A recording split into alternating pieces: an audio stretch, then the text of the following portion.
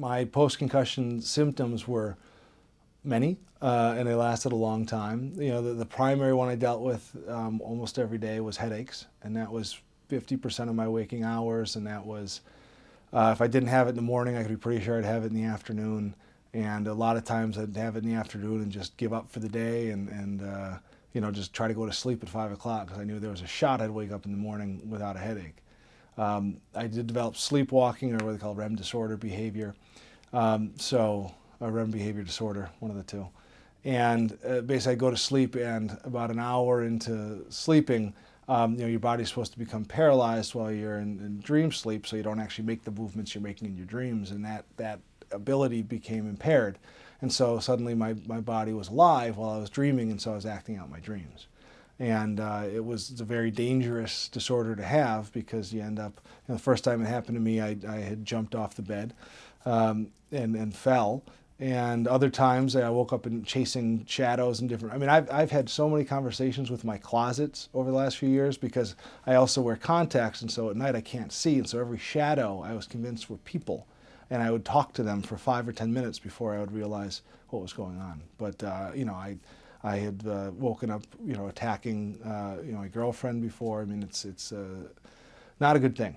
I almost jumped out a window once because I thought I was choking to death, because I used to wake up, I haven't done that in a while, I used to wake up always thinking I was choking.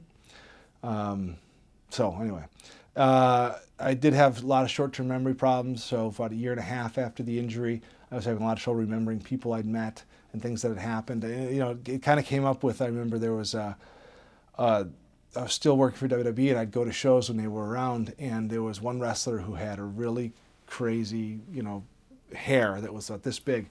And I remember I'd meet him, always nice to me, you know, he was very polite, nice to meet you. And then like the 4th time, he started getting angry at me. I guess I didn't know it was the 4th time we'd met. And he was like, "You've met 4 times." And I was like, I didn't remember at all. And I didn't really realize my memory was bad until these people would say these things to me. And I guess, you know, it goes with that sometimes is depression. And it's hard to know if the depression was because I had headaches and lost my job and all that stuff. But, you know, there were some down moments when I was recovering from the concussions. Today, I'm finally over the headaches from the concussion problems, but so they're very rare. They do still happen. The biggest problem I have is I can't exercise like I used to be able to, so I could only get my heart rate up about 80% before I start feeling sick, so I really just can't do anaerobic activity for more than a few seconds.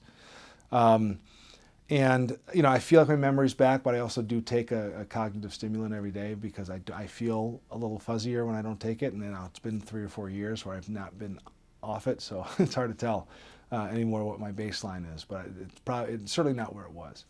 Yeah, no, I mean, I feel like I'm functioning at a very high level. I mean, I do put everything in my calendar, but that's because I'm doing a million different things. But so no, I'm lucky to get back to close to where I was. But I used to not need anything. I used to never write anything down. I was, you know, very lucky.